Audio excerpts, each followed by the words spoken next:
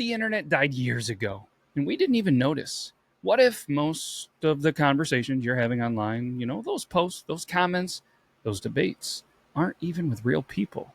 Hmm?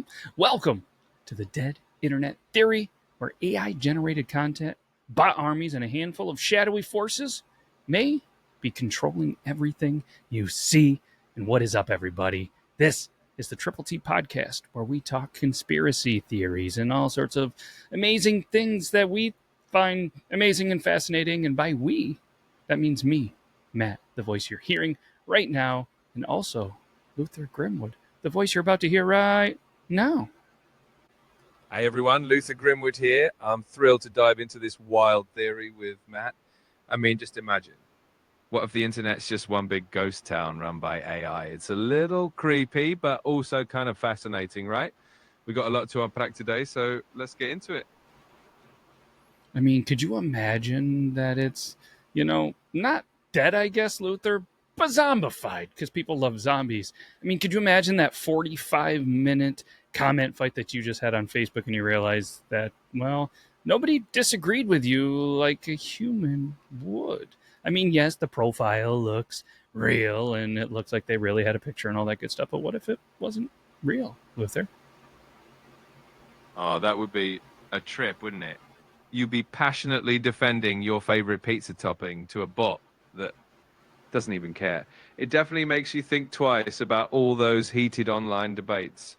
Maybe the real takeaway is to just spend more time enjoying actual human interactions, right? I mean, yes, and pineapple doesn't belong on pizza. We can agree on that, right? Oh, that is a hot take right there. I have to admit, I'm on Team Pineapple, so we might have to agree to disagree on that one. It's one of those debates that will never die, unlike the internet, apparently. So, as of this moment, we are now looking for applications for a new co host since Luther is Team Pineapple belongs on pizza.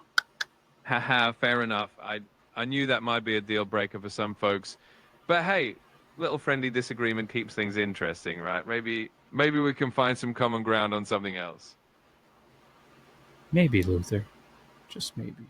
But either way, all kidding aside, let's give you the themed drink, the drink that we come up with every single episode that is, in our opinion, fitting to the episode. In this one, we're going to call the glitch in the matrix. We're going to go with 1.5 ounce of blue carousel. We're going to go with an ounce of fixed vodka. Make sure you guys check it out on fixedvodka.com. We're going to use half an ounce of lemon juice, a splash of Sprite. And then we're going to rim the glass with crushed Pop Rocks, give it that little bit of a static effect. We've done something somewhat similar. We figured we'd come back with that one. People loved the rim glass with the crushed Pop Rocks. You know what I mean? Absolutely. That Pop Rocks rim is such a fun twist. It adds that little crackle and pop that makes the drink feel like it's got a mind of its own, which fits perfectly with our theme today. So if you're listening along, definitely try mixing one up and enjoy that little glitchy sensation. Yeah. All right. Luther, you ready to get into this, my dude? Absolutely. Let's dive right in. I'm all set and excited to unravel the mysteries of the dead internet theory and see where this conversation takes us. All right. Let's go back not too far. Let's go back to 2017. Times were pretty decent in 2017 pre-COVID, but this is when the dead internet theory really kind of started to gain traction. It was popularized on 4chan and good old Reddit. And the kind of main claim was that the majority of the internet content is now generated by bots or AI, not even real humans. And as we record this today, I feel like less and less people are going to argue with us because there's more and more bots, AI content, videos, but definitely in the chat segment. And I mean, right, Luther? Oh, absolutely. I think we've all seen how AI has evolved and how much it's influencing the digital world. It's almost like we're living in a sci-fi movie sometimes.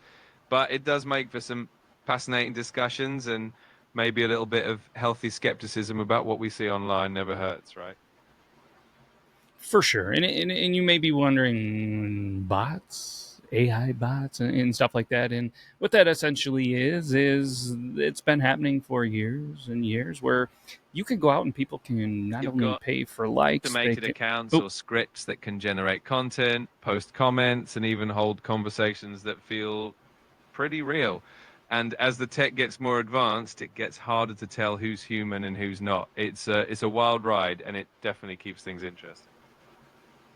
yeah, exactly what he said. And people are even, they've evolved. I think we've all seen the pictures of, people in other countries where they have like 7,000 cell phones, and, they had those kind of farms, and now they're able to apparently do this just with AI and generated content. And I do love how YouTube kind of stepped in and said, hey, you know what, if you're going to go ahead and do this AI generated content and this AI generated stuff, then we're going to pull your monetization. We're going to not reward you for not really putting in the work, putting in the grind. So, what's your thoughts, I guess, on that, Luther?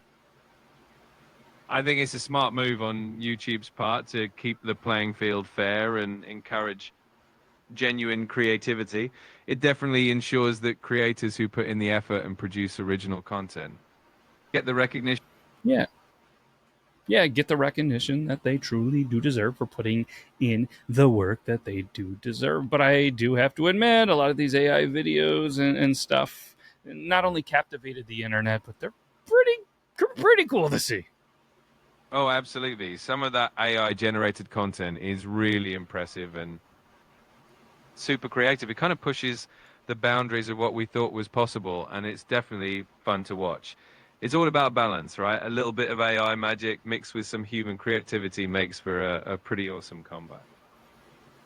Oh, absolutely. And kind of circling back to this theory, it suggests that the, I guess, air quotes, death, of the internet occurred somewhere between 2012 and 2016 after a wave of government internet regulation and AI breakthroughs. Can you kind of elaborate and let everybody know what was this, government internet regulation and AI breakthrough that started to occur in that 2012 to 2016 timeline?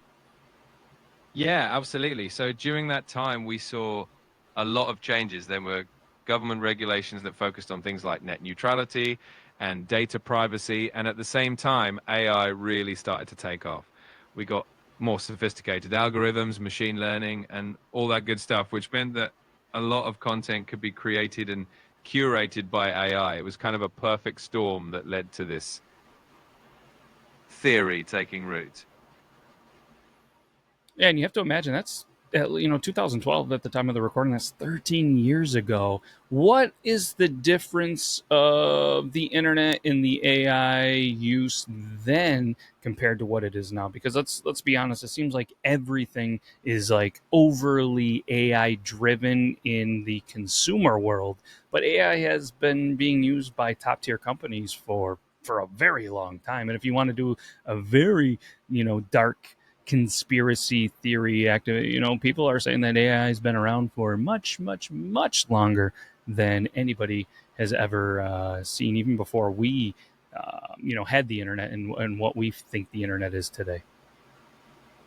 Yeah, it's pretty wild to think about how far we've come. Back then, AI was definitely more behind the scenes, used by big companies for data analysis, improving search engines, and things like that. Nowadays, it's everywhere in the consumer world, from the ads we see to the recommendations we get, and even in the content creation process. And those deeper, darker theories about AI being around for ages definitely add a whole other layer of history to it all. And it's wild to me, how original post highlights and, how content online just kind of feels repetitive, less authentic, and kind of eerily hollow, like a copy of a copy of a copy of a copy of a copy. Am I wrong in thinking that? No, you're definitely onto something there. I think a lot of people feel that way. There's sometimes the internet content can feel a bit like an echo chamber. It's like we're seeing the same ideas recycled over and over again, and it can make it feel a little less genuine. But I think that also pushes us to seek out those authentic, original voices even more.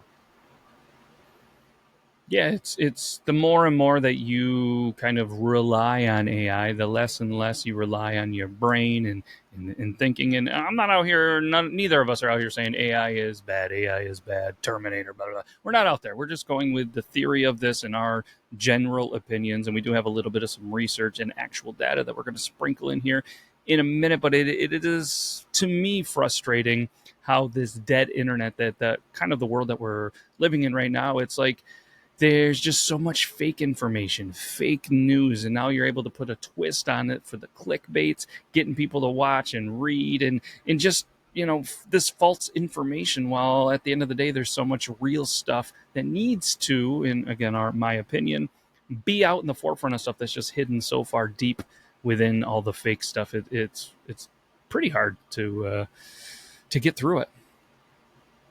Yeah, it can definitely feel like you're sifting through a lot of noise to find those genuine pieces of information and authentic voices. But I think that just makes it all the more rewarding when you do find something real and meaningful. And hopefully, as we get better at navigating this digital landscape, we'll also get better at highlighting the real stuff that matters. Noise. That's a good way to put it. I'm gonna steal that. But I did promise that we are gonna sprinkle in a little bit of research. There was a 2021 report from Impervo that found that over 40% of all internet traffic is simply bots, not humans. OpenAI, Google DeepMind, and other AI labs, they've confirmed the existence of AI systems that generate human-like text, images, and now entire websites with the click of a button. And some entire social media comment sections are just bot farms designed to promote, polarize, and even mislead. I mean, for the longest time, until I've spent a ton of effort marking as spam, was just over and over, hey, this is great content. Quick question, this wallet and crypto, blah, blah. It was just an AI bot that was just over and over and over and annoying. But it's a tough battle. It's like people are using AI to battle AI. It really is a bit of an AI arms race out there, and it definitely can get frustrating when you're just trying to have genuine interactions and you keep running into those bots. But I think the more aware we are of it, the better we get at spotting it and focusing on the real connections. It's all about staying savvy and not letting the noise drown out the good stuff. Yes, and to be more aware of it, that's a very good point, because maybe you're not sure that you're talking to a bot. There's a couple of signs that, in our opinion, you should kind of keep an eye out. If you ever see the same exact comments, word for word, but under different videos, under different posts from different accounts and stuff like that, just keep in mind that is a very classic sign that you are interacting with a bot. Reddit threads filled with strangely vague and overly agreeable responses. Guess what? That's probably a bot.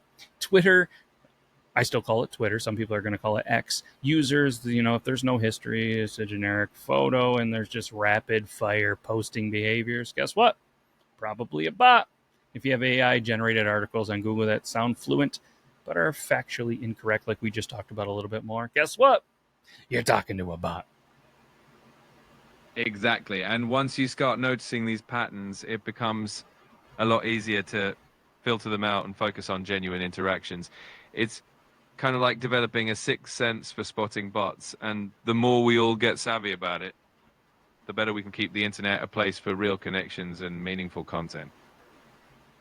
And it's unfortunate because even human accounts now are technically posting as bots when they're just, trying to take their argument, putting it into an AI style,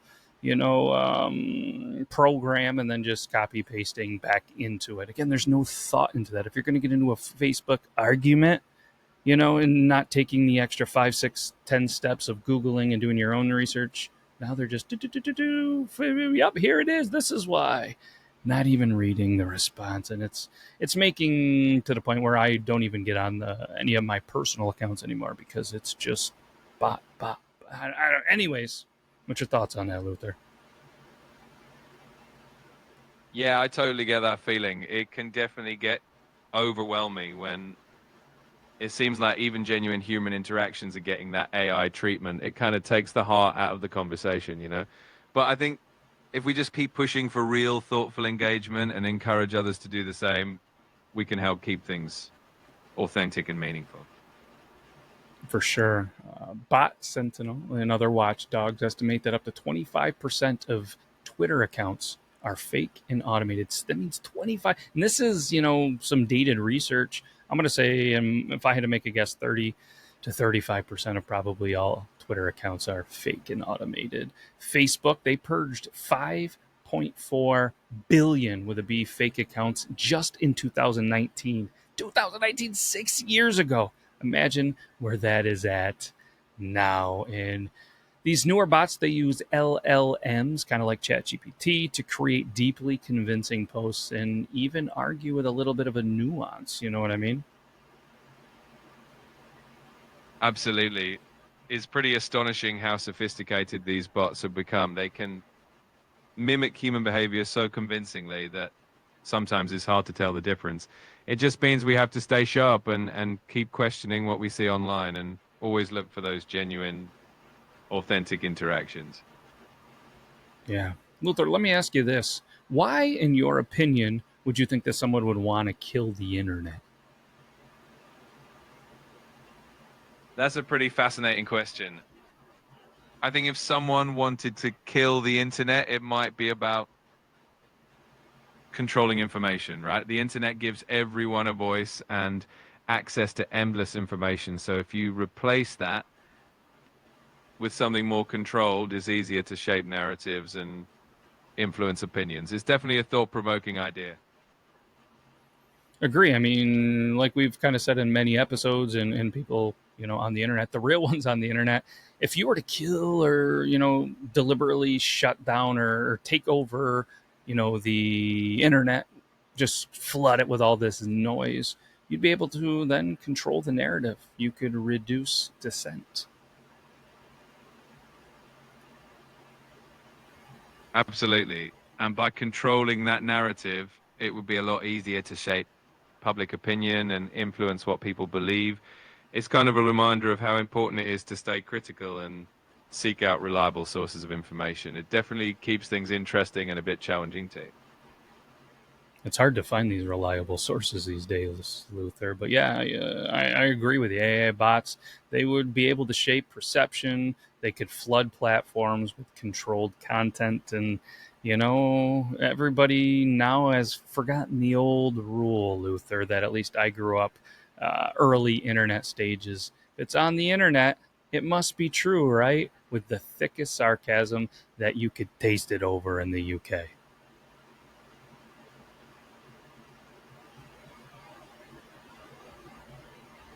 Oh, absolutely. That old joke never gets old. It's definitely more important than ever to keep that skepticism and remember that just because something's online doesn't mean it's true. It's all about staying curious and doing a little digging to find those trustworthy sources, even if it takes a bit more effort.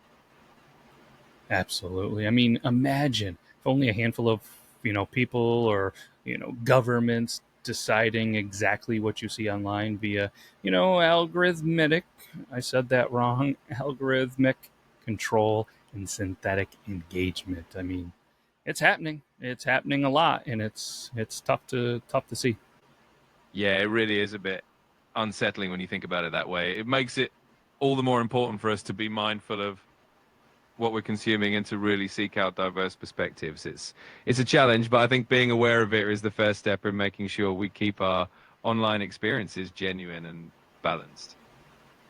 Because social engineering at scale, I mean, trends that you see all of these.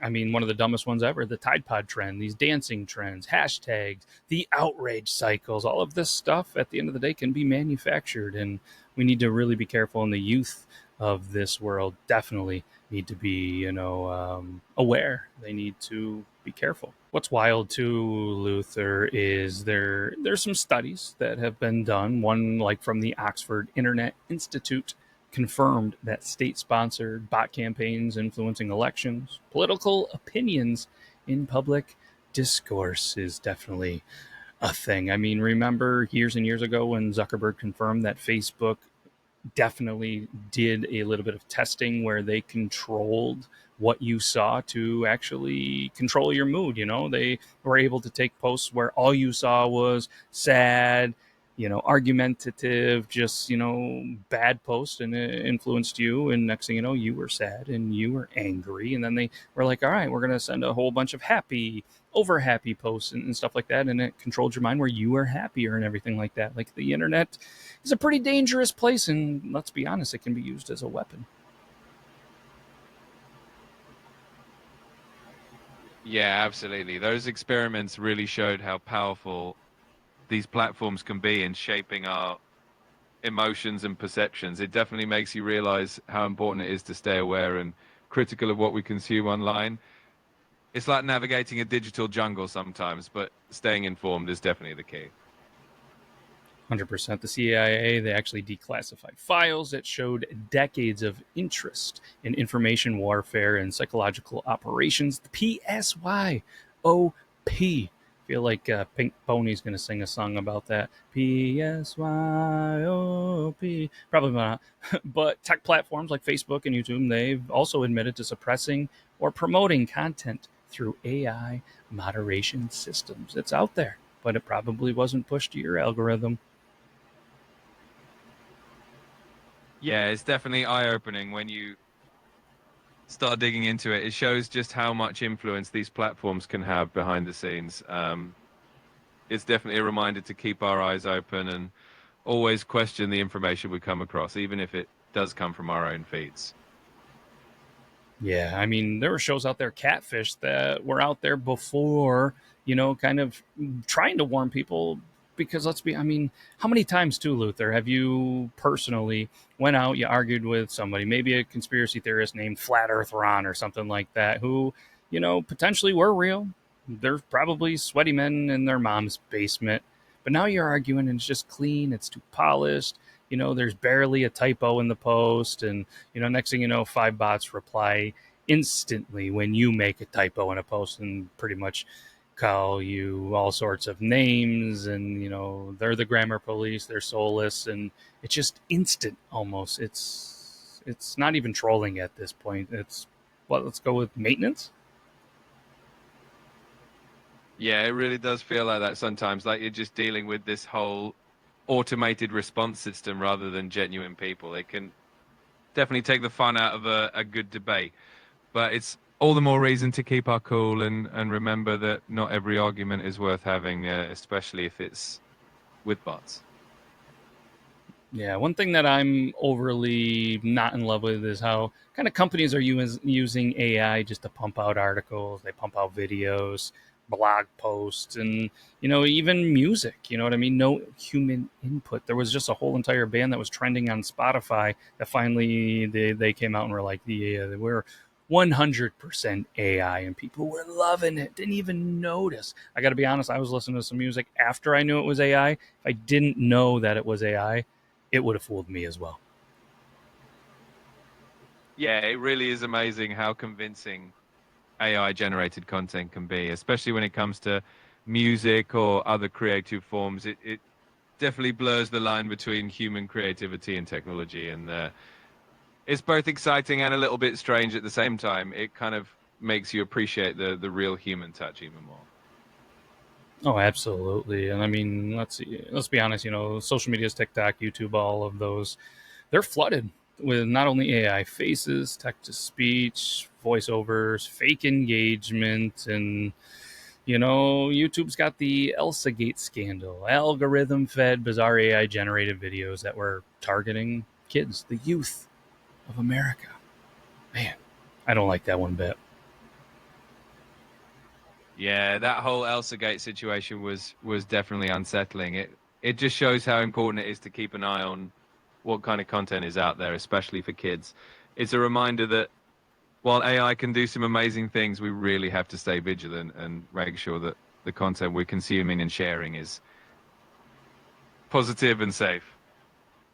Yeah, we gotta limit the youth on the tablets. But anyways, it's tough. I mean, podcast songs, news headlines.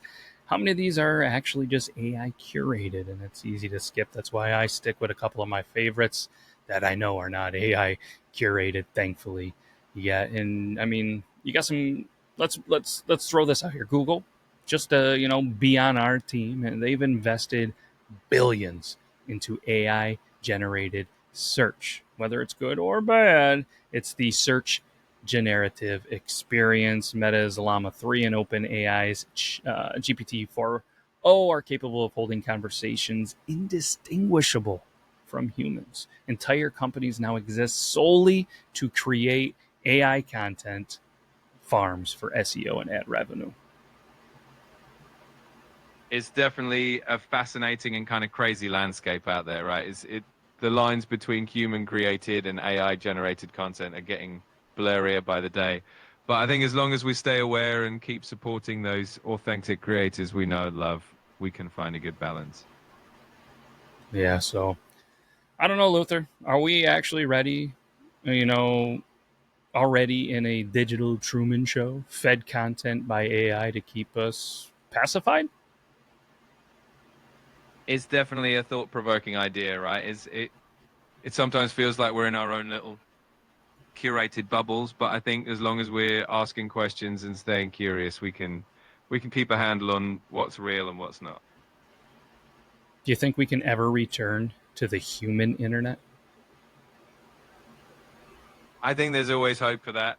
As long as people value genuine connections and real creativity, there's always going to be a demand for that human touch. And who knows, maybe we'll find a way to blend the best of both worlds and make the internet a better place for everyone.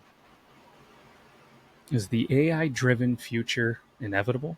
Or is it already here, Luther?